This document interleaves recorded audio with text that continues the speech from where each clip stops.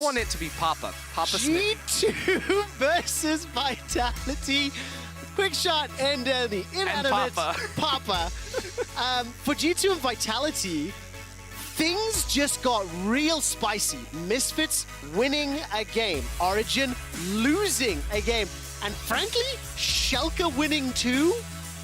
It makes this middle of the table and that bottom 4, 5, 6 way more scary. It's crazy too, because I feel like if you were to not look at the standings, you would come into this game and say like, Vitality, you know, too bad you're probably not making playoffs. But then you look at it, it's like, wait a second, they're like one game down, like one win down from being a legitimate playoffs contender here. So this is the time to strike. A wounded G2. Vitality are going to be trying to take them down. At the same time, G2 still so much to prove here today. Yeah, definitely the case. And when we look at the bans, Ezreal Kazak's Karma taken off the table. Syndra Twisted Fate removed from Vitality. Finally, Volibear as well. Caps has been the shining light for G2 Esports in summer. I like seeing targeted bans towards him from Team Vitality.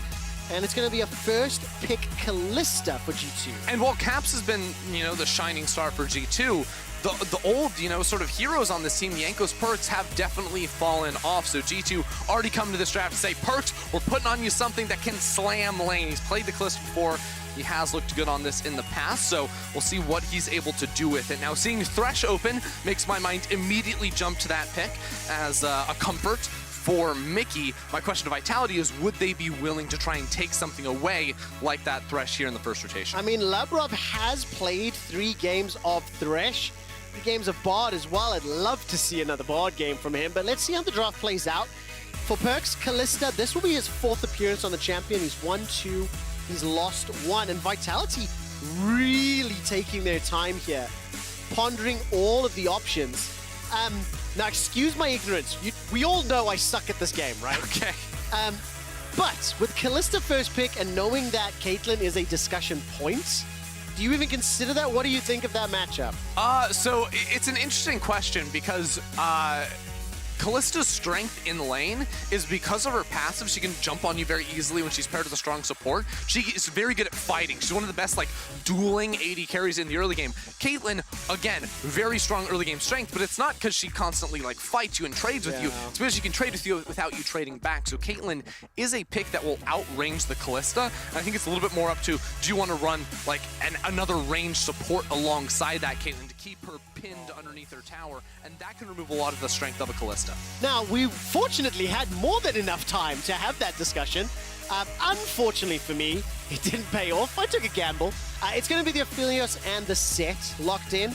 We anticipate that to be jungle. We've seen 2 Set supports, but you know, I'm just throwing it out there. And now we get to see what G2 want to play around, what other options they go for. Blind pick Zoe right now. Zoe, excellent pick for Caps. It's going to be Claps Day. I feel with the Zoe here. See what he can do with that one. No, that's called the Caster Curse, right? Yeah, sure. You know, you can't use the Force to predict something like that.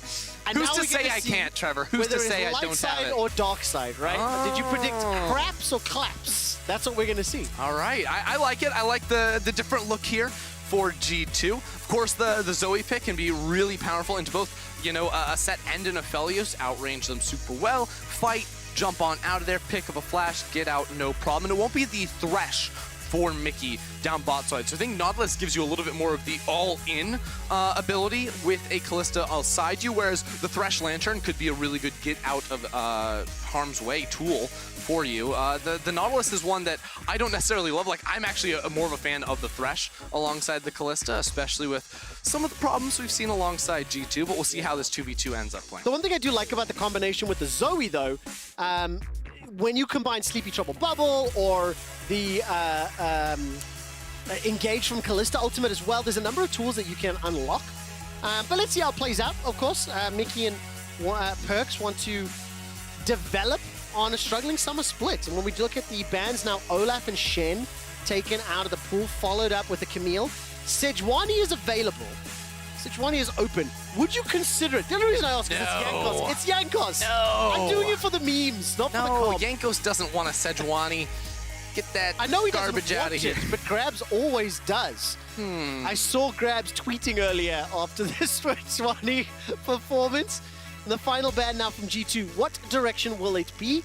2 top laners removed from the pool, and the jungle option as well. And it's going to be the Gangplank taken out, so for Vitality now, we're looking for the support in the top lane. Yeah, I think the GP ban here is smart for G2 because I think if GP is open, Vitality can go ahead and pick that on first rotation here and then save support pick. Of course, like GP just does well in a lot of matchups. So instead, now GP gone, a lot of the safer blind pick tops removed from the board. I think Vitality say, let's give last pick to Cabochard, unless they just lock in Scion, because that's sort of a Cabochard thing these days. I like the Thresh here as well. Thresh Aphelios is a duo we have seen a whole lot. Yes, sir. Splits, and as I mentioned already, 3 games played for Labrov on that champion. Only 1 win, though. Yeah, I also think Thresh gives you so much value against some of the picks G2 already have. So if someone's like already got hit by the sleep, right? They're about to take down, Lantern comes out, they get pulled away, the poke doesn't follow through, or if Nautilus ult is coming out, if Labrov is positioning correctly, you can get people out of very difficult situations. But this is going to be a different one with the Gnar in the top lane, blinded too. So this is going to be the 10th unique champion for Wonder, the first time Gnar and blind. And if you were looking for that all-in that you touched on, how Nautilus is slightly stronger than Thresh, you combine that with Zoe Peel and either the Lee Sin or the Nocturne, I feel like they've got a fairly strong kind of like options for pick here. Yeah, so right now, what G2 do have that I'm seeing immediately, right, is with Lee Sin, Zoe, you can try to control around mid lane, and then when you have, in theory, a pushing bot side, a pushing top side as well, and you want to, you can try to set up dives on side lanes, which has sort of been a classic G2 move for quite a long time now.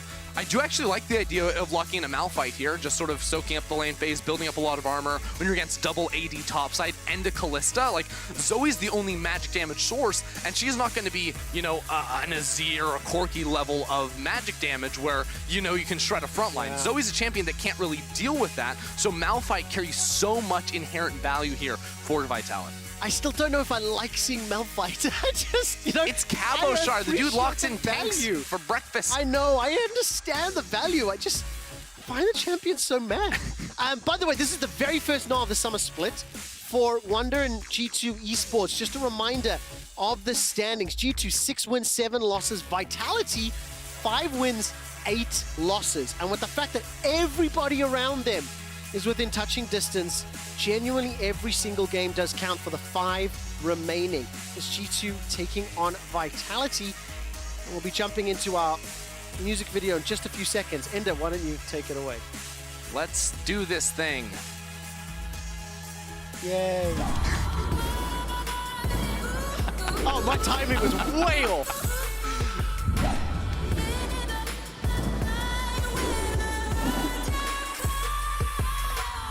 Yeah, I spaced.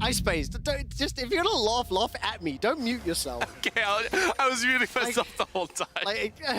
Let's do this thing. I forgot that video was coming, and I totally messed up the timing, and I was like, I should have been speaking about the comms. Like, such a rookie mistake. I was like, you can just let it breathe, man. You know, like we do that all the time. You give it like the 5-second pause. So, Ender, please dig me out of this hole that I'm in. Where should we be focusing our attention for the early laning phase? All right. Early laning phase, I feel like looking at these two comps overall, it's pretty clear to me that G2 want to get more done in the early game. So for the first 5-10 minutes, I'm going to be looking through more of a G2 Jankos lens here to see what he can actually accomplish. One thing with both Lee Sin and Set that you see with these junglers is a lot of times it's about controlling early scuttle crabs and trying to build up that early level 4, then converting that into objectives. But the other minigame for Jankos in this one is going to be to see whether or not he can actually work to set up some sort of a play on a side lane. Again, we said Gnar's going to likely be pushing up top side. The bot lane of Perks and Mickey wants to play aggro too, so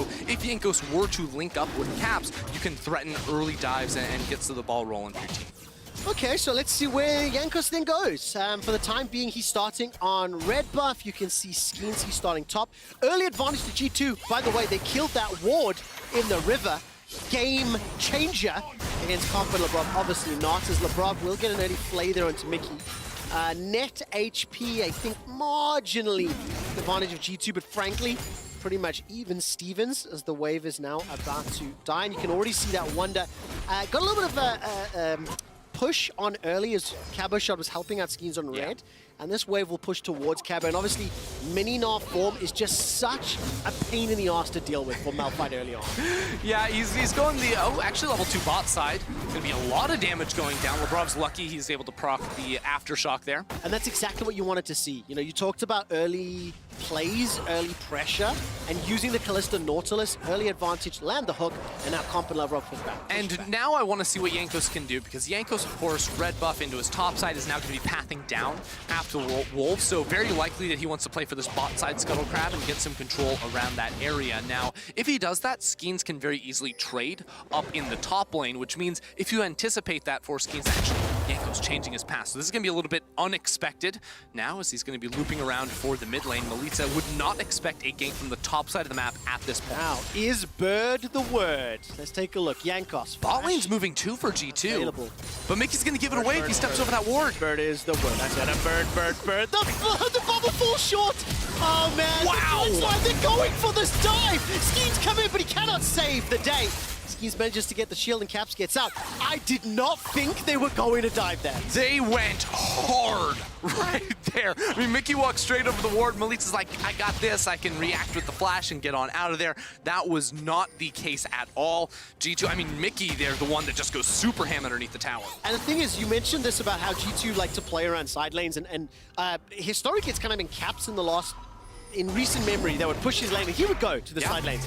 Now you see the lanes coming to him, reading that situation, and remember, the only reason that can actually happen, Mickey and Perks getting the advantage bottom, pushing Comp and Lavrov under the tower to unlock his roam. Yeah, I really like that coming through, because one thing about the Zoe versus Azir matchup in mid lane is a lot of people actually pick Azir or Zoe as a counter into Azir. In theory, you know, you outrange, you can poke, you offer a lot. Azir will still get pushed early on in the laning phase. It's pretty easy to do that, especially with lethal tempo. If you that's a fake one. Yeah, I panicked for a second. I'm like, oh yeah, I just like... It was about to time out. It's okay. I forgot it was Zoe. Yeah, but Melitza can very easily push the wave, so I think that's a really smart adaptation for G2 to make that move towards mid lane. Of course, the repercussion from that now, too, is Melitza doesn't have flash and is going to be vulnerable.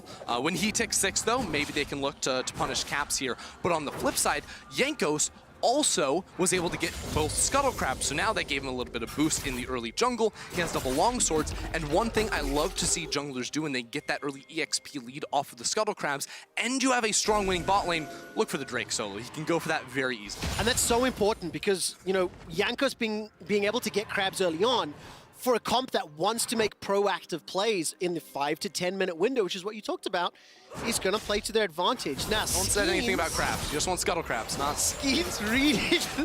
You're not meant to call it out. Damn it. Skeens reading the potential for a play on the bottom lane. He was coming down immediately with Jankos. Jankos took a little bit of a creative path around, and now Lavrov is in trouble. Flash has been used. Sonic Wave into Resonating Strike, and there's no follow-up yet. G2 maintain a 600 goal lead for now, but I do like the fact that Skeens was sort of anticipating that play. And now Jankos can move immediately into Drake. There's no way Vitality can contest around this. Not only was the flash just used Leblov, you know, super chunked out in the bot side, but also Cabo just used his TP to get into top lane. That's the fallout of playing this matchup there too. So G2 very smartly controlling the early game thus far, moving around the map, getting aggressive. This is what we wanted to see from Jankos and the rest of G2. Now, what they need to do is continue that ball rolling, because you know when you look at Vitality's comp, Aphelios, Azir, this big, giant, beefy front line, that is going to be really hard to deal with in a team fight later on if you're on even gold, even items. All right, and of course, we haven't seen too much of that top lane. Teleports were used just a little bit ago. Phage and Kindle Gem. Wonder had a CS advantage, and I think there's a wave that he's dealing with for the time being. So going to be probably 8, 9, 10-ish CS up. And Cavachard now making his way down. The unstoppable force is available to him. And I want to see how Cabo will want to make the plays. But look at this. Mickey and Caps, they chase Cabo into the river. Sleepy Trouble Bubble does land. Unstoppable force used defensively. Blast Cone should be just about enough. And the Krugs shouldn't get enough auto. So Cavachard forced to use an ultimate, that is a big advantage in terms of what plays he could make. Now, admittedly, TP's on cooldown, yeah, so... I actually feel like Cabo got out of there really nicely, you know, that he didn't have to end up using a flash or much more than that. I wonder what woke him up from the sleep, too, if there's an auto from Wonder following him, because that looks like it should have been a very easy kill once the sleep connected from Caps. Now, talk to me about Mickey's roaming. We're 7 minutes in. We've seen him mid. We've seen him like twice now, and both times very effective. Is this just because of the duo, or like is Mickey popping off here? I mean, I think Mickey has been moving around the map really well. Off of a reset, a lot of times you'll see support's path towards mid lane, but underneath mid lane, towards the bottom side, because then you get back bot lane earlier. Instead, you actually had a call, I believe, from Wonder saying, hey, Cabochard actually walked down into the river. Maybe he's looking for the honey fruit because he was very low on mana. So Mickey made that rotation. That was unexpected for Vitality, so I do think that was very clever. Yeah, nicely done. And of course, with that, you can see on the bottom lane, Berserker Screeves, Longsword picked up for Perks, BF Sword for comp. 10 CS difference in the mid lane in the advantage of Melitza, somewhat expected. But 20 CS for Wonder at the time being. I want to keep track of this because both of these champions will have big influences as we get to the mid game. Real quick though, so right now Vitality have so much bot side vision control, but they haven't seen Jankos. He pathed Krugs after the reset, so Comp and Lebrov not resetting here themselves be in a little bit of trouble. I think they're playing it cautiously enough that they won't end up getting ganked, but that was a window where Jankos nearly snuck past a lot and made something happen. There's no flash for Lebrov either, so if they elected to go for that tower dive, plus trying to defend that tower in particular against Zoe and Sleepy Trouble Bubbles is just so frustrating. But look, immediately, Perks and Mickey push the wave, Mickey roams mid, and now we've got really sad supportal combat. Just why? Save the mana. Yeah, exactly. Gigantic paddle start to the face of Melitza. But I really, really like the way that G2 approached this game. They've got themselves a 1,000 gold lead. Right now, look at this though. Vitality are here to look for a gank on Caps. He has flash though. Should be able to get out. Where's the death sentence? That goes wide. And ooh, yeah, but see, Vitality aren't actually moving up into the top side river now, so I don't think they know that Jankos is on this objective. Jankos gonna solo this one out, no problem. Again, I love this on the Lee Sin in particular, because a lot of times Lee Sins get into the situation where they can't find ganks, they don't know quite what to do. Comp though, red-white. Yeah, red-white, the Moonlight Vigil goes up, flashboard from Comp below 101 more! Comp solo kills Perks. Those are the guns to do it on, too. That's nuts. Here we go, top lane. All right, Unstoppable Force was used to clear out the wave. Great heads-up play from Cabochard, but net advantage to G2. Not only do they, force him back, they get the TP out of Elisa. Now there's a chase. Yep, no Unstoppable Force, but the Sonic Wave didn't find its target. Caps isn't done yet. Paddle Star into the portal, and that does tag. But there's no trouble. Sleepy Bubble. Cabochard, low on mana, no ultimate available. The turret will survive this charge at the start, though.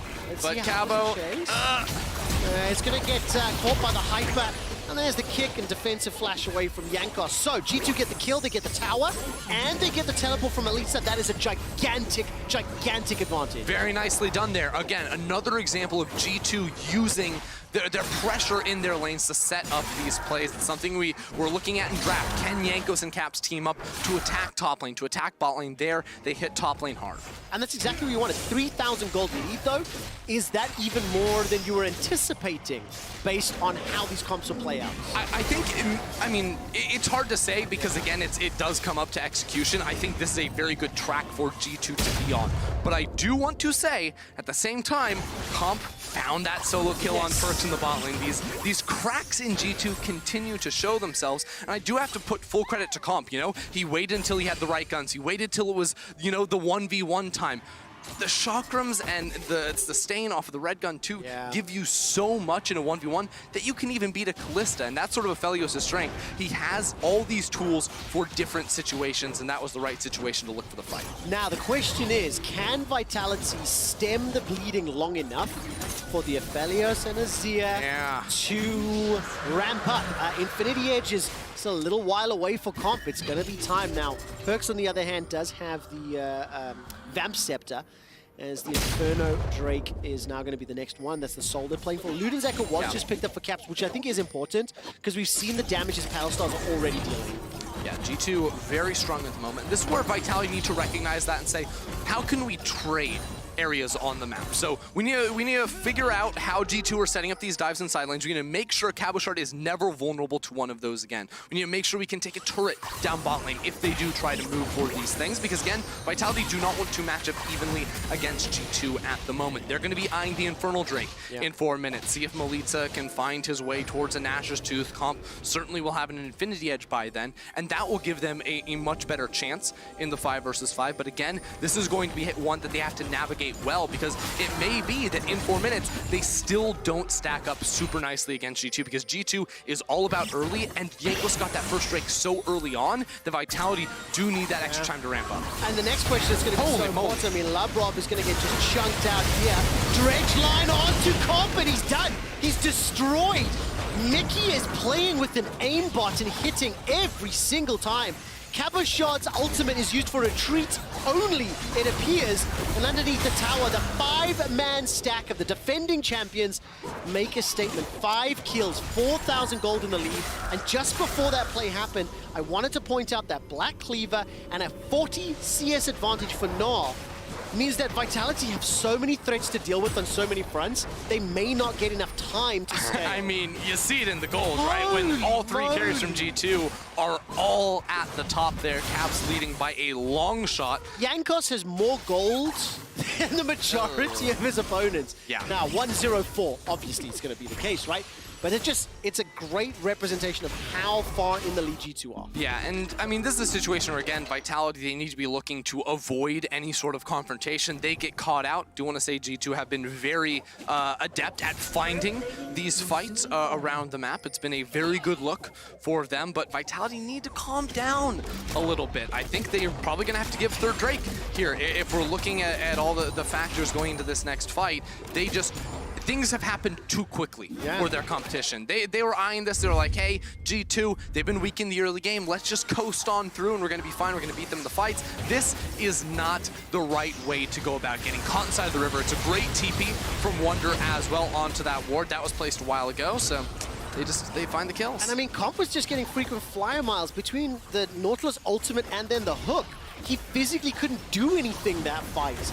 Absolutely locked down and hunted by Mickey. And as we're approaching 15 minutes, I don't enjoy saying this, but like, it feels like this game is over because of who's playing, and this is what the stakes are. Look at our standings. Under the assumption, right, that G2 Esports win this game, they're now tied with SK, 7-7, XL 6-8, Vitality would then be 5-9. This is crazy. I mean, I almost look at it the other way, where it's like, if Vitality were to show up here, we would have 5 teams tied in 5th. Yeah. That is ridiculous, and that is what that was the possibility for Vitality here, to make sure they remained, in people's minds in the playoff conversation. Of course, losing this game isn't going to eliminate you by any means. They are still very close, but it's going to be a tough hill to climb. Put the two statements together. Win this game, tied for 5th. Lose this game, drop to 9th. Right? Like that shows you just how close things are. And while we're setting up the stakes, Comp gets jumped on by that boomerang blade from Wonder. And if he goes Mega Gnar, Comp could be in trouble. Here comes Cat. Into the Gnar! Ow! From downtown, spanks Labrov back to the fountain. Vitality. It's a difficult situation. The team comp from G2 came online earlier, and they executed fantastically. And now all of a sudden, Melitza gets tagged once again. It's just, look, G2 did what they needed to do with the champions they have. And this is a game. So for a while now, we've said Caps have been dragging G2. And in this game, G2's players, for the most part, have been playing excellent. I think Jankos has been teaming up with Cax very well. Mickey has been roaming around the map, getting a lot of stuff done. But it is still Caps that is so on form this split. And, it's nice to see Jankos back in the game, though, as well. His Lee Sin has had a very large influence on the game. Mickey's roams as well. I mean, just when you look at the kill participation of everyone except Perks, because he's just been solo farming, right? But the rest of the crew doing very well. In Cabochard, defensive, unstoppable force. Speaking of Caps. Defensive, unstoppable force. Defensive, there we go. I don't think I've ever seen a Malphite use that many ultimates to run away And now all of a sudden, Schemes will be delivering Jankos to Melitza. Jankos gets caught out, and after I was praising him, unfortunately, I cursed him. So he concedes the first death of the game. Vitality second. There's still 6,000 gold down. And they, wow. How do they defend that? Well, I was actually almost a little surprised to not see Vitality make more of a concerted effort to move down towards the Drake, which has just spawned. I think that they're pretty low on mana. They actually just used a lot of ultimates to finish off Jankos, so they can't convert into that. So it is a good kill for Vitality. They do need this, but G2 still going to steamroll ahead and get themselves the Infernal Drake, and they're going to be on track for a very, very quick soul. It is 5 minutes from now where basically the final line in the sand is going to be drawn for Vitality. They're going to need to be able to fight. Can they win that fight? They're 5 minutes in the future, right? And like, I realize the answer to that is most likely no. Yeah. So then let me rephrase it to something that's more fair, actually. How do they try to win that? I mean, Sunfire Cape Nash's IE, you got 5 minutes of farming, maybe you get halfway to a next item, maybe a second item. But it is an unenviable position to be in if you consider that could be the death knell. Yeah, the problem is because G2 have all 3 outer turrets and Vitality have none. We are not in a situation where Vitality can even trade gold around the map. They simply have to accept that G2 are going to be shoving in all of their waves, and that becomes difficult because you see Jankos stealing away the Krug camp. You just are going to start bleeding out resources, bleeding out gold. Lose more than you make is... Honestly, Cabochard is just miserable. Yeah, he is. Oh, that dredge line was so close. Wonder and Mini-Gnar using the hyper, using the hop. I mean, unfortunately for Cabochard, his unstoppable force wasn't available. Those who could use that and retreat again, he had to expend the flash.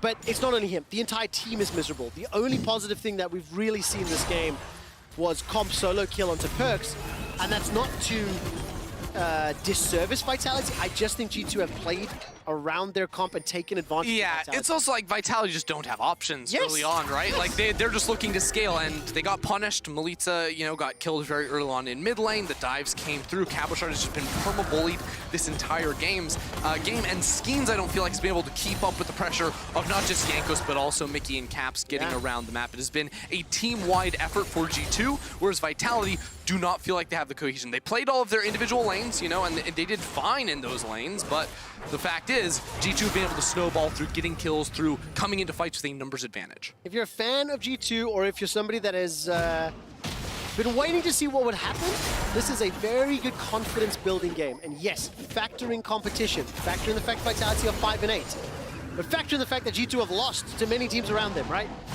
This is one of the most impressive performances, arguably the most impressive of summer. I think you could debate that maybe from the opening weeks.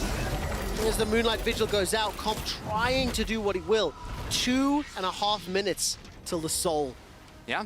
I mean, G2 have played a solid game so far, but they're going to have to play a lot more games like this before they restore full faith in their team. So now they've just got to try and close this out as cleanly as possible. I think Cap's very much in a position to do that. He's got a Mesh Ice now.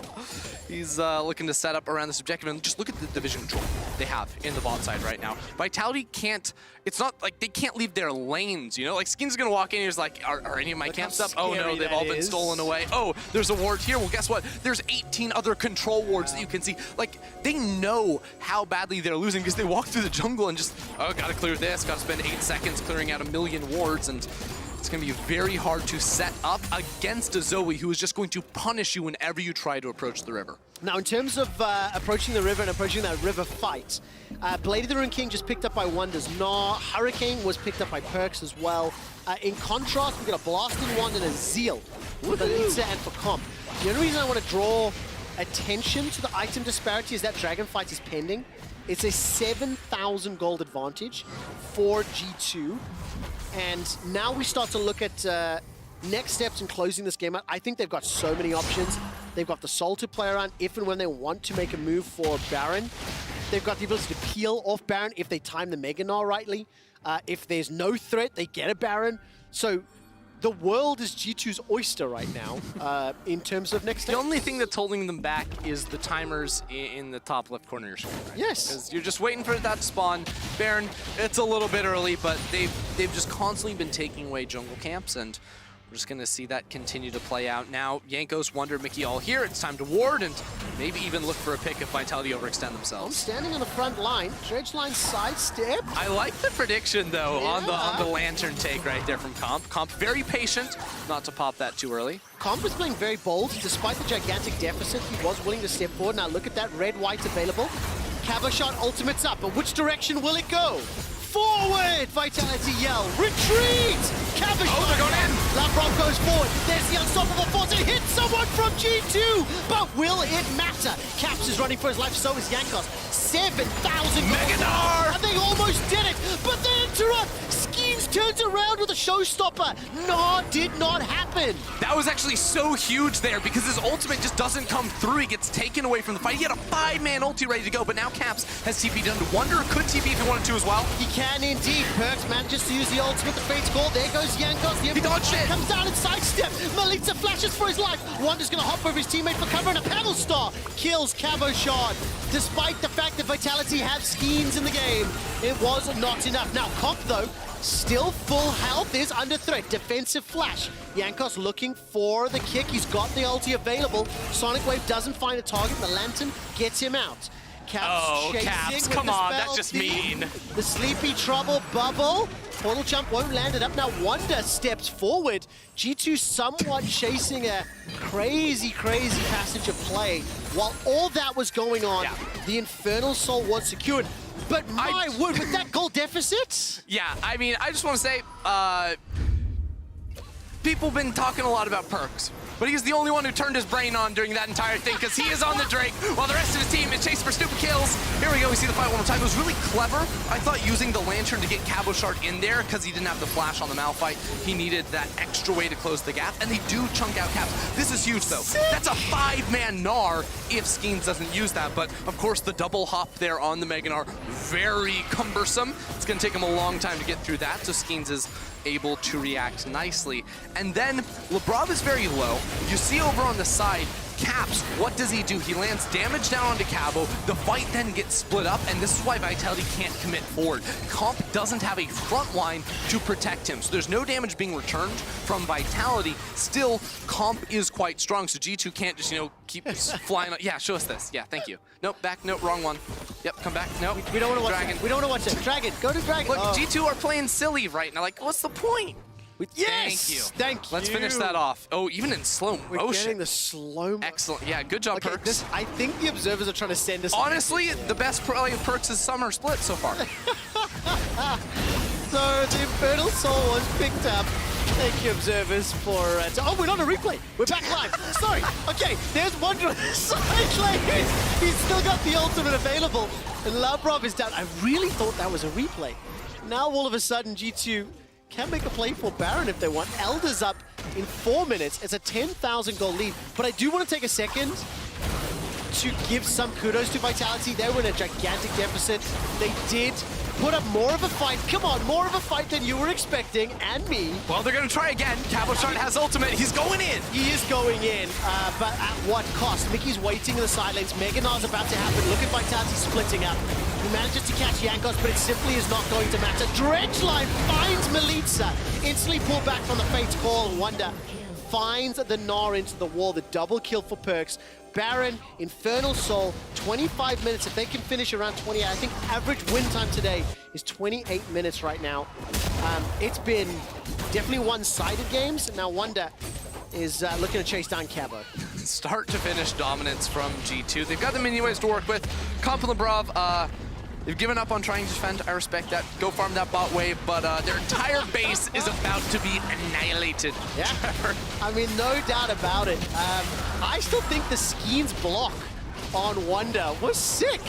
I have to, celebrate what I can, because there's not much for Vitality this game. There are 2 things to celebrate in this game for Vitality, Trevor. Yeah, Comp solo kill and Skeens catch. No, and them killing Jankos. Those are the only 2 that matter. So this was the play. I missed the start of this because I thought it was a replay. Oh, yeah, we did not That's see a good that. start, and then, of course, pivots into the turn there. This is a really nice kick from Yankos as well. Catches both Skeens and Labrov off of that one, but I mean, what can you say other than Vitality have no items? Yeah. I think Melitza was sitting on a Gnasher's Tooth, and then was super split in his itemization, had like a Nuclear Rod and a Blasting Wand. Don't know what he's trying to build, but it's not an item in my shop at least. I can't remember, is it Riv or Flowers that says hit him with the wallet? One of them says it a lot. Twitter, let me know. I can't remember. I think it's Flowers. I think it might be Flowers as well, but I think Riv may have said it first. But nevertheless, this is definitely a game where G2 are hitting Vitality with their wallet. 13k up. They've got Baron.